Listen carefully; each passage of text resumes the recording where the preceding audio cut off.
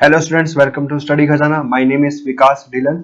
Students, आज हमारा यह 71st लेक्चर है। इस लेक्चर में हम स्टडी करेंगे चैप्टर 2 के कुछ न्यूमेरिकल्स। तो इस लेक्चर को स्टार्ट करते हैं। फर्स्ट न्यूमेरिकल है चैप्टर 2 से। ये हमारे पास 5th न्यूमेरिकल है। इस न्यूमेरिकल में हमारे पास है a parallel plate capacitor with air, a parallel plate capacitor with air between the plates, with air between the plates, has a capacitance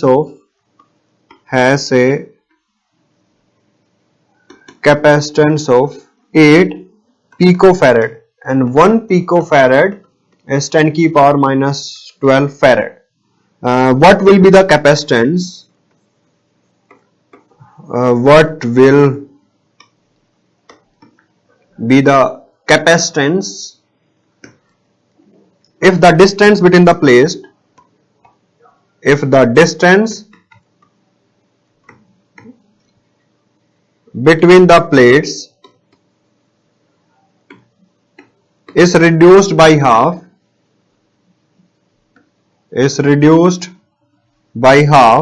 and the space between them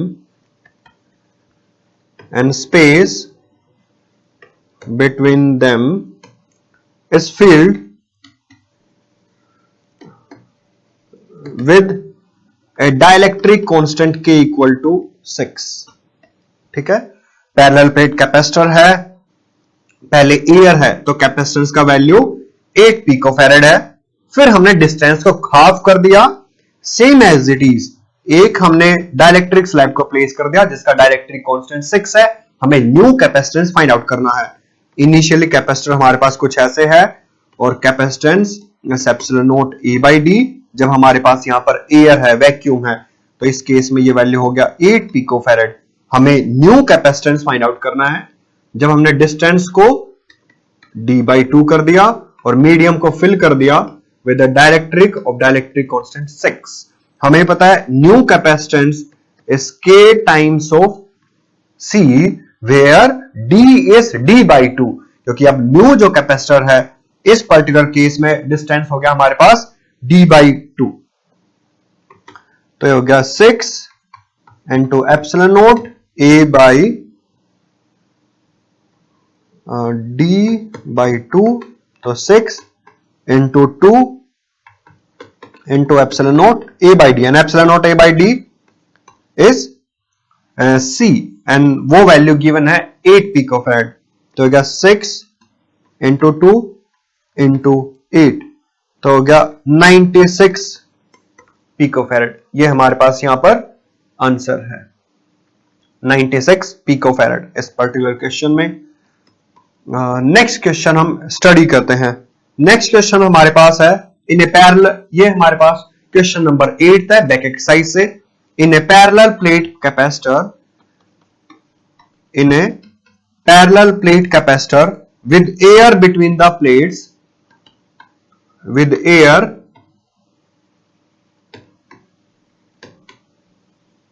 between the plates, each plate has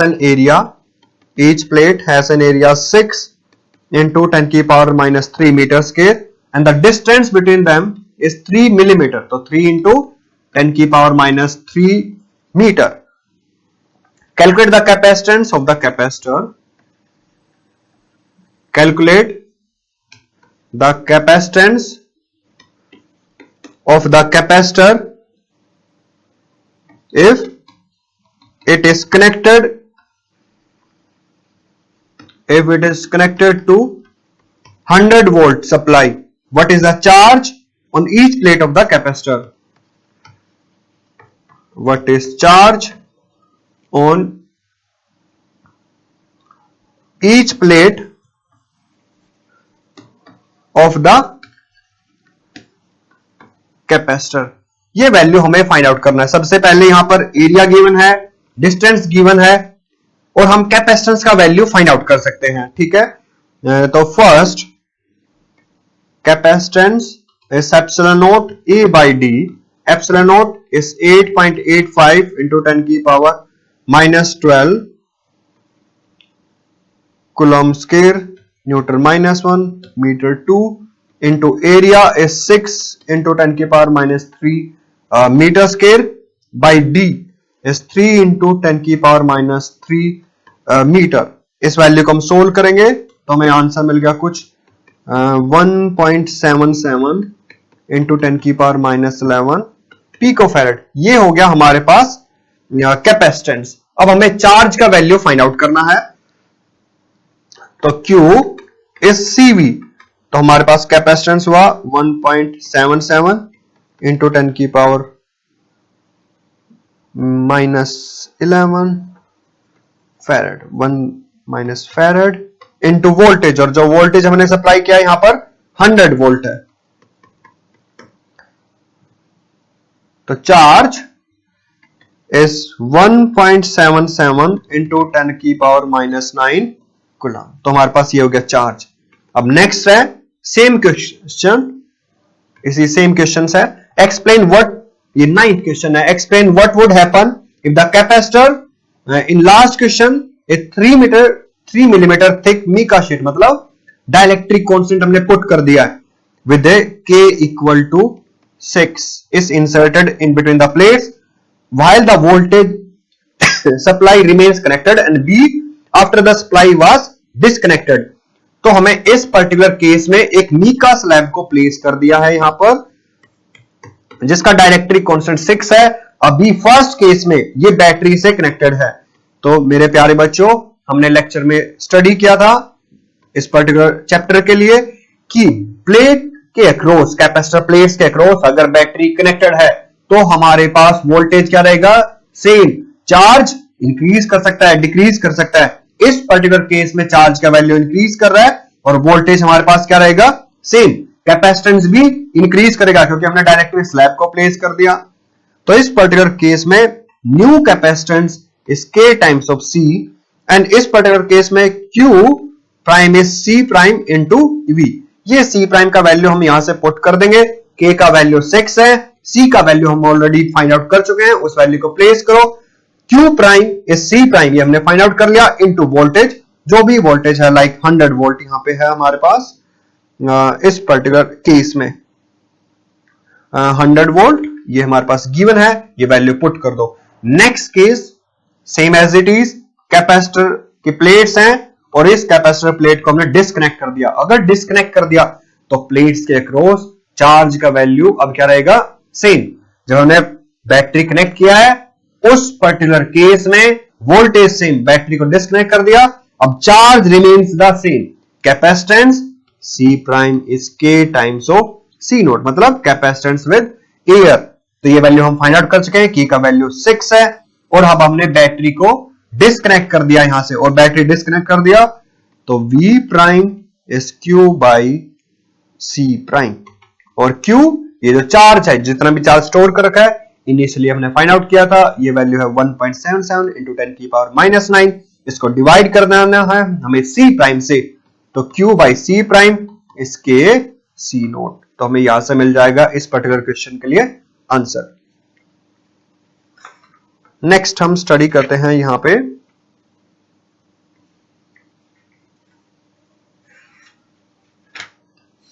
ये हमारे पास next question है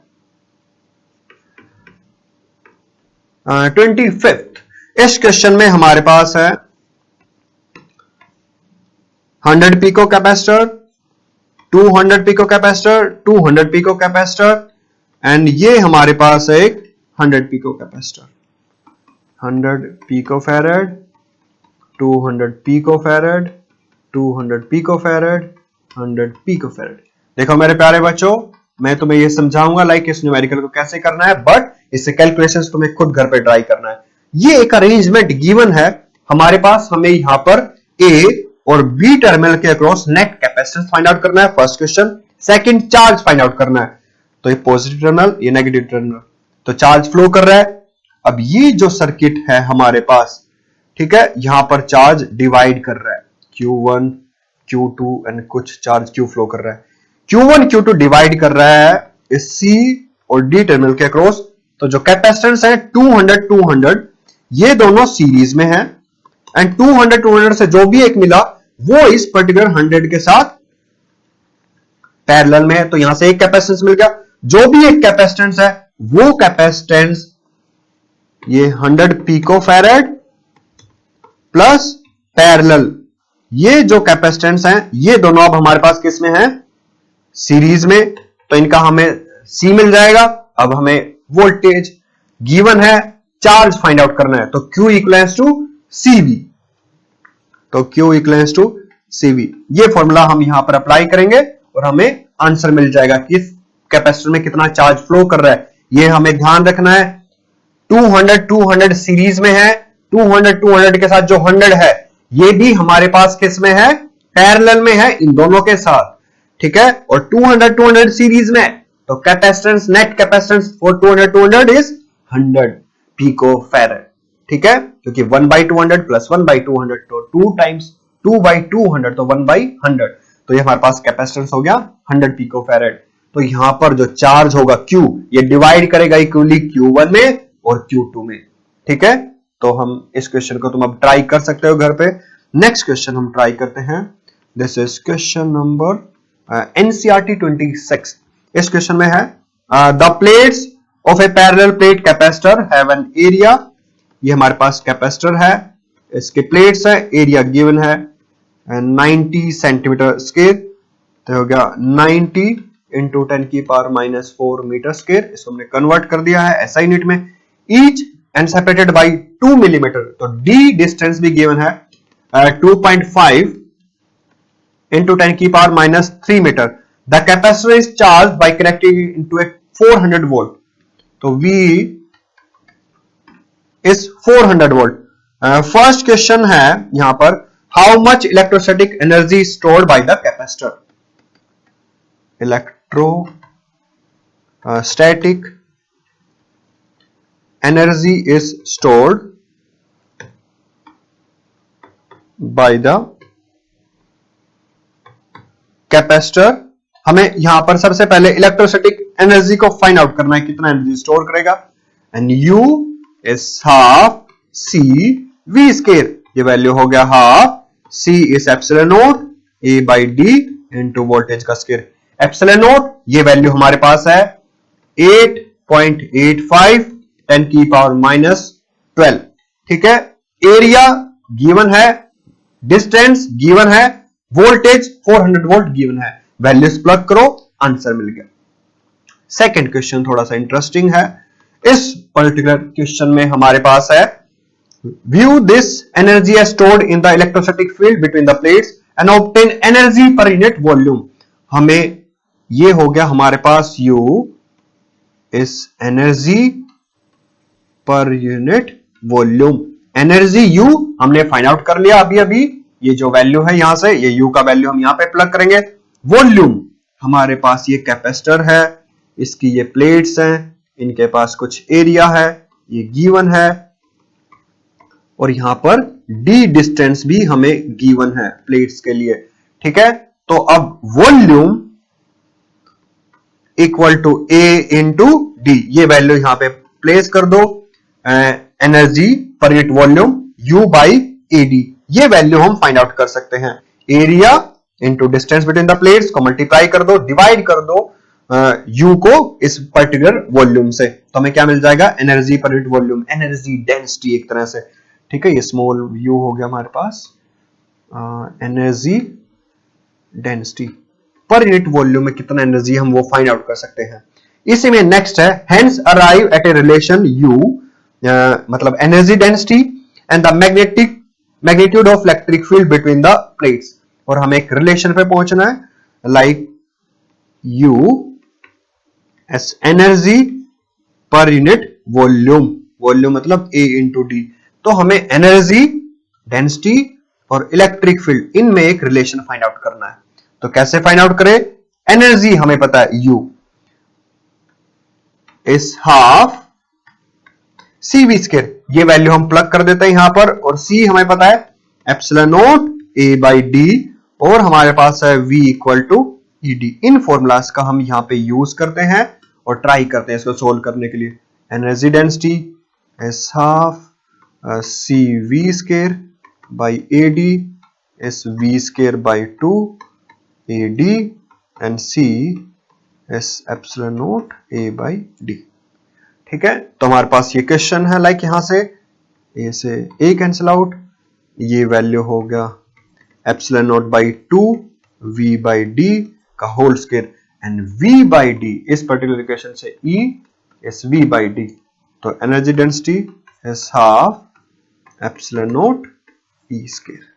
तो हमारे पास ये एक relation हो गया energy density and electric field में means energy density is directly proportional to the energy density is half epsilon naught E square. Energy density is directly proportional to the E square. ठीक है, same हमारे पास ये equation है, तो इसके basis पे हमने इसको सोल्व कर लिया लाइक इन क्वेश्चंस को हमें फर्दर कैसे करना है। ठीक है, तो मेरे प्यारे बच्चों आज के लेक्चर को हम यहीं पे ओवर करते हैं। Thank you.